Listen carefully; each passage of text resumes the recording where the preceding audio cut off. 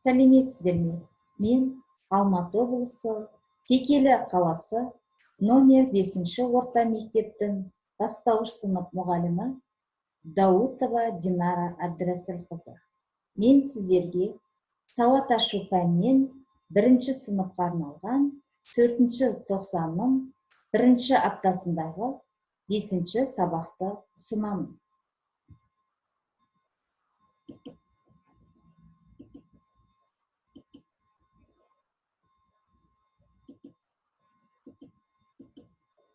Оныншы сәуір сабақтың тақырыбы мектеп асханасы жуан және жіңішке дауысты дыбыстар.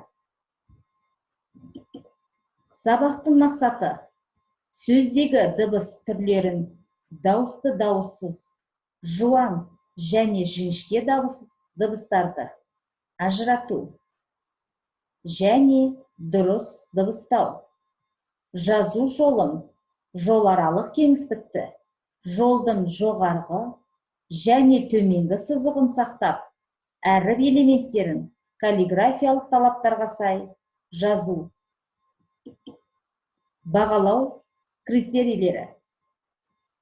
Сөздегі дыбыс түрлерін дауысты, дауыссыз, жуан және жіңішке дауыстыларды ажыратады.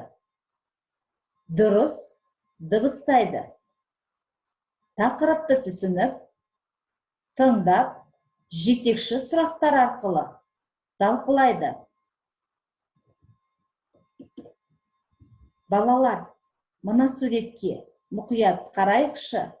Суретте нелер бейнеленген? Жақсы балалар, мектептің асханасы бейнеленген екен. Олай болса, бүгінгі біздің сабағымыздың тақырыбы мектеп асханасы жуан және жіңішке дауысты дыбыстар. Олай болса, балалар, сабағымызды бастамас бұрын мына бейнетаспаға назар аударайықшы.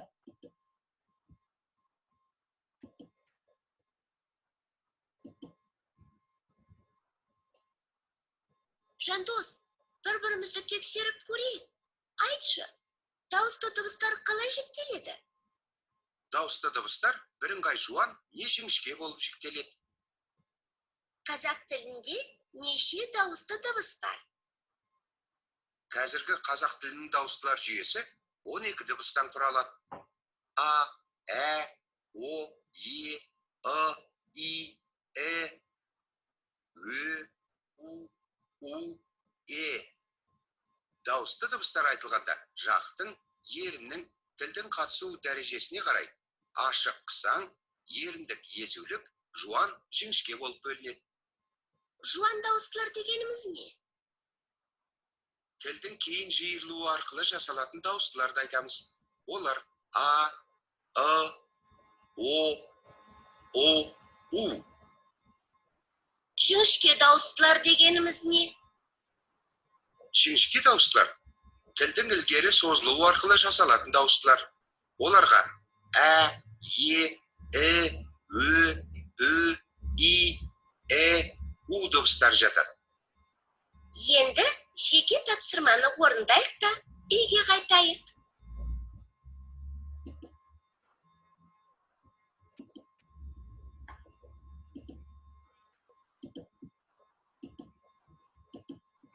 Олай болса, балалар, дауысты дыбыстар жуан және жіңішке болып екіге бөлінетінін білдік.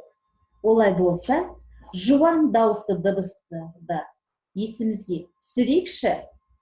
Оларға қай дыбыстар жатады екен?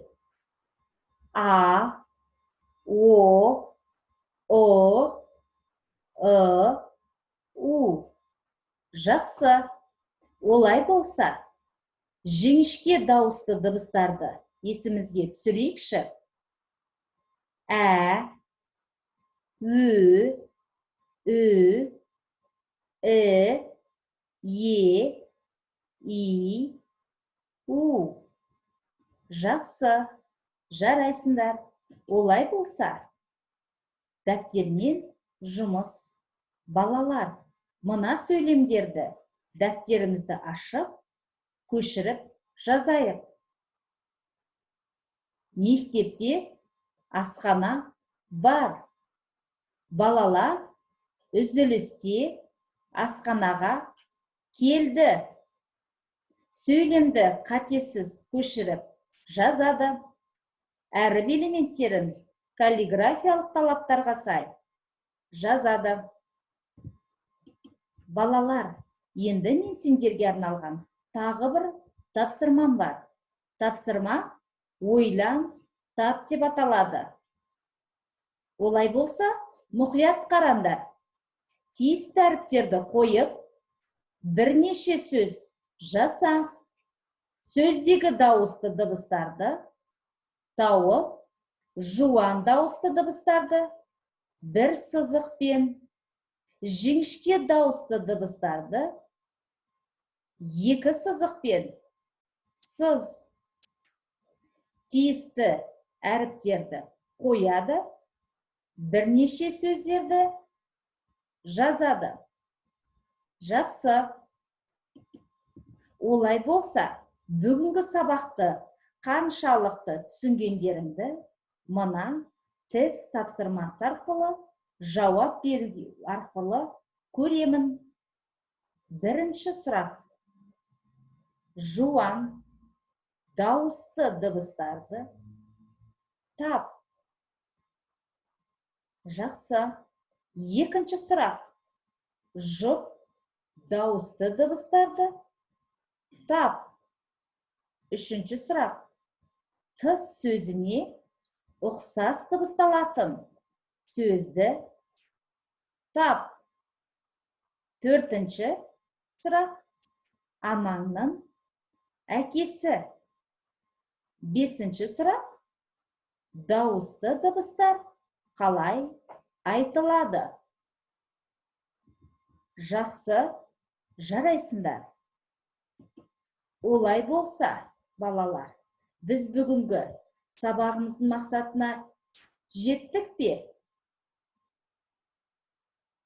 Олай болса, бүгінгі сабағымыздың мақсатын есімізге түсірейік. Сөздегі дыбыс түрлерін дауысты, дауыссыз, жуан және жіңішке дауыстыларды ажырату және дұрыс дыбыстау. Жақсы, жарайсыңдар. Олай болса, үй тапсырмасы.